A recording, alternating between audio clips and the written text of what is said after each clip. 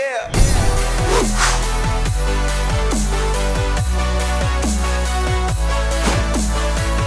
Welcome back to the Gridiron Expert. The Lane train is starting to pick up some steam as Lane Kiffin enters year 2 down in Oxford. The Ole Miss Rebels clock in at number 17 in our early Gridiron Expert Top 25. As today we take a look at a brief outlook for Ole Miss in 2021 while also diving in to their 2021 schedule, although we will not be predicting any of these games, just like we haven't predicted any games over the course of this schedule preview series. But you look at Ole Miss, guys, this is a team that went 5-5 in Lane Kiffin's first year. 5-5 in 2020, and it wasn't pretty at first. The Rebels started off very, very slow, but finished by winning 4 of their last 5 games, including the Egg Bowl victory over Mississippi State, and then a big, big win in the Outback Bowl over Indiana, taking down the Hoosiers 26-20. So they carry a lot of momentum into 2021. And it all starts with their quarterback in Matt Corral. Matt Corral threw for over 3,300 yards last year, 29 touchdowns, but had 14 interceptions. And that's the big storyline, guys. 14 interceptions. And although most of those came in just a handful of games, 6 against Arkansas, 5 against LSU, 2 against Auburn, so 13 interceptions in 3 games, only 1 over the course of 7, those were all games that Ole Miss lost and very well could have won had they cut down on the turnovers. So if Corral cuts down the turnovers, and if the Rebels improve just a little bit, maybe a lot of it for some, on defense, Lane Kiffin and the Rebels could be in for a very special year in 2021. The talent is there, the coaching is definitely there, and the schedule, in a way, is there for the Rebels as well. So let's dive into it. Let's see what they're up against. We'll start up here first with the season opener on Labor Day, so it's on Monday night against Louisville down in Atlanta. This is going to be a very fun game if you love offense. Now, neither of these teams had very impressive defenses last year, but both of them have very solid and electric offenses. And the bigger storyline here is I expect Ole Miss to be favored in this game. It's really going to be, does Louisville bounce back from a very disappointing 2020 season? A year that many thought they were ready to take that next step under Scott Satterfield. Really maybe win 7, 8 games, somewhere around there. And they blew it. They tanked. So how do the Cardinals respond? And how does Ole Miss respond to the high expectations that they have going into 2021? So much that we have them at number 17 in our rankings. Whether that happens or not remains to be seen. But I do believe this is a top 25 team entering this upcoming season. So Louisville down Atlanta, a fun non-conference game. Austin Peay Tulane. Nothing much of note there. They get the bye week right before Alabama, so how convenient for that. How convenient that Lane Kiffin gets his bye week right before he takes on his former boss in Nick Saban. If you remember last year, Ole Miss gave Alabama everything they could handle. They fell to the Tide 63-48 in Oxford, but again, not many teams can drop 48 points on Alabama. The sad thing was that usually if you drop 48 on Alabama, you're going to win the game. Ole Miss just couldn't stop the Tide, and they ended up losing by 15. But still, a very impressive performance nonetheless. Can they do it again in 2021? They're catching the Tide early here, and we know how much Alabama lost.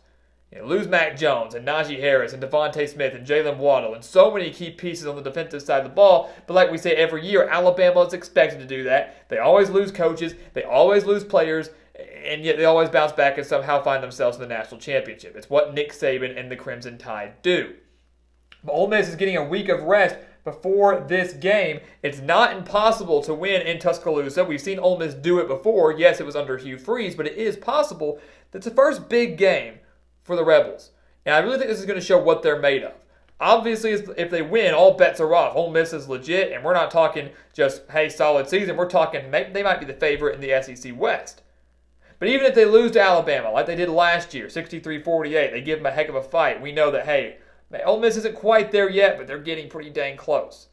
It's going to be very interesting here. Always a fun battle between Saban and Kiffin. Eventually, Saban will lose to a former assistant. Whether or not it's Kiffin on October 2nd remains to be seen.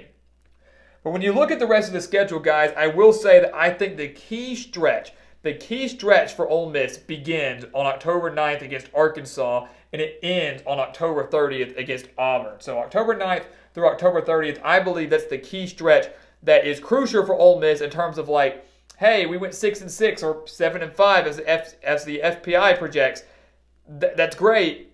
Whether or not that happens, or whether or not maybe they get to 8-4 or 9-3, I think this is where that stretch is what's gonna determine in this stretch. Because look, Alabama, yes, that's a huge game, no doubt about it. But they're not going to be favored in that game. We're not saying they're losing. We're not making any predictions. But I don't know many, if any, people that are going to be able to beat Alabama in 2021. So say chalk it up as a loss if you want to. The fun starts here against Arkansas, a team Ole Miss lost to last year, 33-21, and a team that Ole Miss historically has struggled against. Arkansas has won 7 of the 11 meetings against Ole Miss since 2010. 7 of the 11 meetings. Always usually a classic between the Razorbacks and the Rebels. Matt Corral threw 6 interceptions against the Hogs last year up in Fayetteville. He's looking for redemption. Arkansas is improving. This is not going to be an easy game like it has been in years past, or as many would say it would be in years past. Arkansas is slowly on the rise. At Tennessee, didn't play them last year. Not too worried about it. I'm sure many aren't. Tennessee is in the middle of they're a dumpster fire right now. Tennessee is in a very bad state right now. New management, both at the very top with their athletic director, new management with Josh Heupel coming in from UCF. So a lot of changes going on with Tennessee, a lot of players leaving the program. It's going to take some time for the Volunteers to regroup and get to a point where they can start, I really think, contending again. Even though the game is at Neyland Stadium, I just don't know how that will pan out for the Volunteers here. But still, a game and an atmosphere that nonetheless Ole Miss cannot afford to overlook. Maybe Josh Heupel surprises. Then you have LSU on October 23rd. LSU, we've already talked about them in our schedule preview series. They're a team that many, including myself, expect to take a major step forward this year. A major bounce-back year for Ed Ogeron and the Tigers. They're going to find stability at quarterback. Their defense is going to take a major step forward. Last year, Ole Miss lost to LSU in Death Valley 53-48, but Matt Corral threw 5 interceptions. So like the Arkansas game, this is one of those games where Matt Corral certainly will be out for redemption. This is a game, guys, where had Matt Corral not thrown as many against Arkansas or LSU, Ole Miss probably would have won those games. So he's certainly going to be out to redeem himself. And this is another game against LSU here where it could be a high-scoring battle because the Tigers are going to have a very potent offense this year, whether you want to believe it or not. The game's in Oxford, though. Always usually a classic between the Tigers and the Rebels. This is one of those games where, again, it will show whether Ole Miss is ready to take that next step or not, especially if LSU lives up to the expectations they have in 2021. This is a big game here on the 23rd. And then at Auburn on October 30th, rounding out that key stretch for us, that key 4-game stretch from Arkansas to Auburn. Last year, Ole Miss lost to Auburn 35-28. That was another multi-interception game for Matt Corral and another controversial game. It followed the very controversial Arkansas-Auburn ending the very next week. Auburn looked to be getting scot-free again with a controversial call that went their way and ultimately won the game against the Rebels. Looked like he muffed the kickoff. Ole Miss recovered in the end zone. They said, no, it's a touchback. Don't worry about it. Very, very controversial there. But regardless, Ole Miss lost by 7.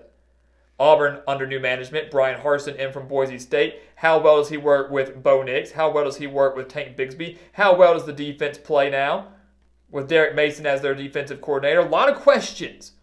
A lot of questions down at Auburn, down on the plains right now. The game is at Jordan-Hare Stadium, though, and if we have full capacity, especially in the SEC, we know it's a very difficult place to play.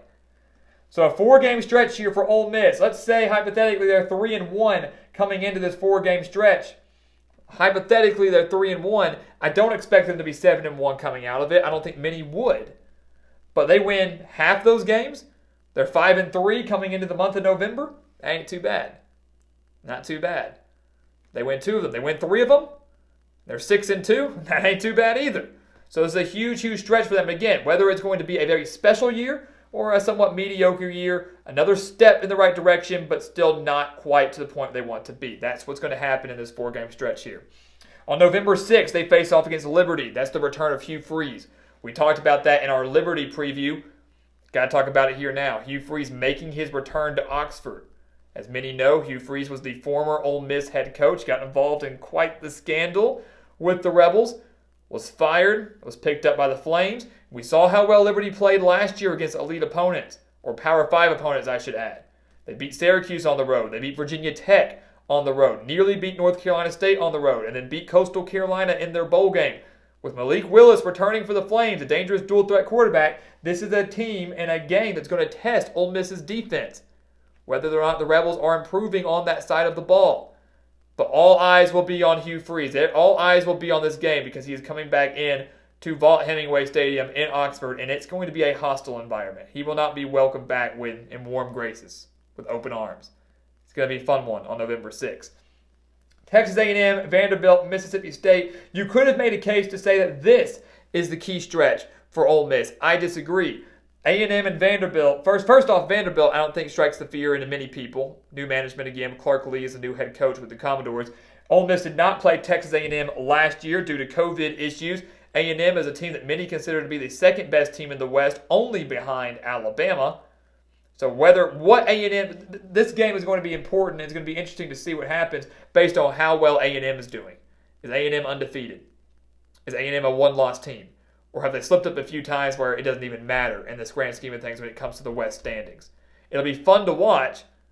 And with Ole Miss being at home, this could be a trendy upset pick for the Rebels to win over the Aggies.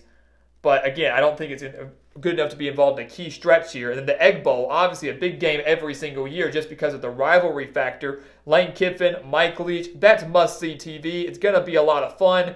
But again, a game where I would expect the Rebels to be favored unless they just ultimately collapse. And obviously a Mississippi State team that still needs major improvement both on the field and off the field with Mike Leach.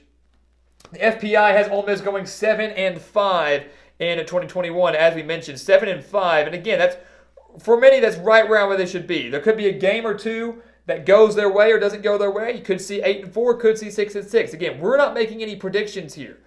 But Ole Miss fans, let us know. Would you be happy with 7-5, a potential 8-5 season if you were to win your bowl game?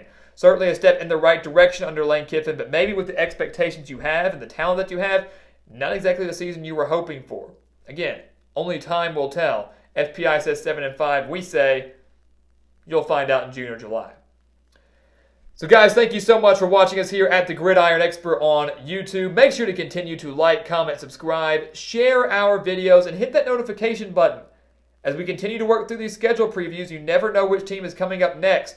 So make sure to hit that notification button, hit that little bell. Not only will you get updates on this, but you'll get updates on predictions when those begin later in June. Also, make sure to check out everything down in the description below. Exclusive content to help you get through this college football offseason, our podcast, our website, our merchandise. Everything is for you, the diehard college football fan, so make sure to go give it a look. And once again, guys, as always, thank you so much for watching, and we'll see you next time right here on the Gridiron Expert.